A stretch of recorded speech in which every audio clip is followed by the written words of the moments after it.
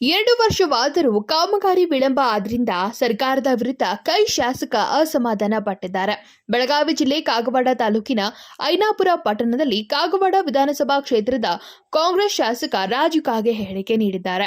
ಸರ್ಕಾರದಿಂದ ಅಭಿವೃದ್ಧಿ ಯೋಜನೆಗೆ ಹಣ ಬಿಡುಗಡೆ ವಿಳಂಬವಾಗಿದ್ದು, ಹೀಗೆ ನಡೆದರೆ ನಾನು ರಾಜೀನಾಮೆ ಕೊಡುವುದು ನಿಶ್ಚಿತ ಎಂದು ರಾಜು ಕಾಗೆ ಹೇಳಿದ್ದಾರೆ. ಹೌದ್ರಿ, ಇವರೆಲ್ಲ ಮತ್ತೆ ನಮ್ಮ ಇಂಜಿನಿಯರ್ ಎಜುಕೇಶನ್ ಇಂಜಿನಿಯರ್ ಅವ್ರ ಮ್ಯಾಗ ನಿಯಂತ್ರಣ ಇಲ್ಲನ ಮಲಗಿರ್ತಾರ. ನಮ್ಮ ಇಂಜಿನಿಯರ್ ಮಲಗಿರ್ತಾರು. ನಾನು ನೋಡಪ್ಪ ಸ್ಪಷ್ಟವಾಗಿ ಹೇಳ್ತೀನಿ, ಆ ಬಿ ಆರ್ ಪಾಟೀಲ್ ಹೇಳಿದಾರಲ್ಲ, ಅವ್ರ ಆಪುಕತೆ ನಂದು ಪರಿಸ್ಥಿತಿ ಆಗೈತಿ.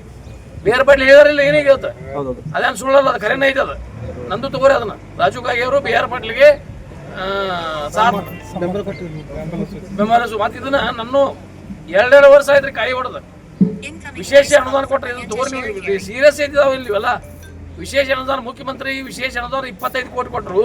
25 ಕೋಟಿದಲ್ಲಿ 12 ಕೋಟಿ ರೂಪಾಯಿ ರಸ್ತೆ ತಗೊನಿ, 13 ಕೋಟಿ ರೂಪಾಯಿ ಸಮುದಾಯ ಭವನ ತಗೊನಿ, 13 ಕೋಟಿ ರೂಪಾಯಿ 2 ವರ್ಷ ಆಯ್ತು ನಮಗೆ.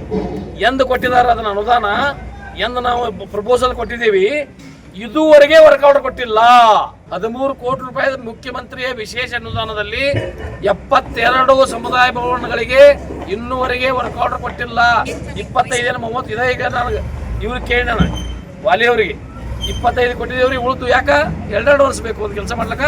ಇದು ಎಲ್ಲ ವ್ಯವಸ್ಥೆ ಅನ್ನೋದು ಎಲ್ಲ ರಾಜ್ಯದಲ್ಲಿ ಅಡ್ಮಿನಿಸ್ಟ್ರೇಷನ್ ಆಡಳಿತ ಸಂಪೂರ್ಣ ವಿಫಲವಾಗಿದೆ. ನನಗೆ ಮನಸ್ಸಿಗೆ ನೋವಾಗಿದೆ. ನಾನು ರಾಜೀನಾಮೆ ಕೊಡುವ ನಿಟ್ಟಿನಲ್ಲಿ ನನ್ನ ಮನಸ್ಥಿತಿ ಬಂದಿದೆ. ನಾನು 2 ದಿನದಲ್ಲಿ ಹೋಗಿ ಮುಖ್ಯಮಂತ್ರಿ ಭೇಟಿಯಾಗಿ ರಾಜೀನಾಮೆ ಕೊಟ್ಟರು ಅದಕ್ಕೇನು ಬಹಳ ಆಶ್ಚರ್ಯ ಇಲ್ಲ. ಸಿದ್ದರಾಮಯ್ಯ ಸರ್ಕಾರ ಈಗ ಗೊಂದಲದ ಗೂಡಾಗಿದೆ. ಸಿದ್ದು ಸರ್ಕಾರದ ವಿರುದ್ಧ ಕಾಂಗ್ರೆಸ್ ಶಾಸಕ ಗರಂ ಆಗಿದ್ದಾರೆ. ಸ್ಥಾಪನೆ ಮಾಡಿ 2 ವರ್ಷ ಪ್ರತಿಸಿದರೂ ಕಾಮಗಾರಿ ವಿಳಂಬವಾಗಿದೆ.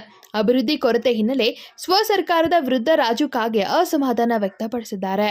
Ajit Koth, KMM Kannada news, Chikkodi.